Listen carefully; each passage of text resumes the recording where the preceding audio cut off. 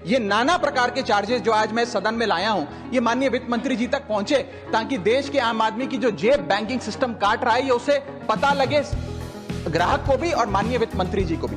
पहला, minimum balance penalty. यदि आप न्यूनतम बैलेंस नहीं रखते हैं तो 100 से 600 रुपए प्रति माह बैंक आपका काट लेता है। इस चार्ज को लगाने के बाद बैंकों ने वित्तीय वर्ष 22-23 में 3500 करोड़ रुपए मिनिमम बैलेंस पेनल्टी के नाम से लोगों से वसूले हैं मैडम।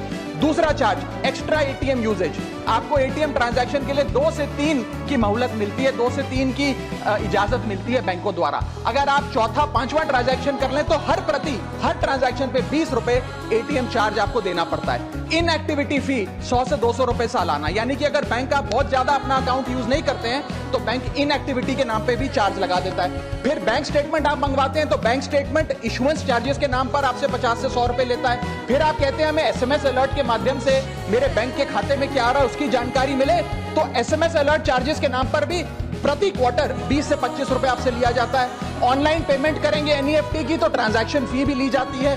जबरदस्ती आपको पहले लोन बेचते हैं और फिर उसके बाद लोन प्रोसेसिंग फी के नाम पर 1 से 3% लोन अमाउंट का काट लेते हैं। और जब आपकी किस्मत ठीक चल रही हो और आप समय से पहले अपना लोन बकाया जो है उसका भुगतान करने बैंक पहुंच जाएं तो loan pre closure charges, early payment penalty के नाम पर भी बैंक आपसे पैसा वसूलता है। साधारण सा सिग्नेचर बदलवाना हो, नॉमिनी की डिटेल्स बदलवानी हो, उस चेंज पर भी 200 रुपए प्रति ट्रांजैक्शन के नाम पे बैंक आपसे पैसा वसूलता है। और डिमांड ड्राफ्ट पे ऑर्डर बनाने जाएं तो 100 से 200 रुपए प्रति डिमांड ड्राफ्ट आपसे पैसा वसूलता ही वसूलता है। यानी कि कस्टमर्स की जेब काटी जा रही है और कस्टमर्स को पता भी नहीं लगता कि कितना पैसा बैंक इन नाना प्रकार के चार्जेस के चलते आम आदमी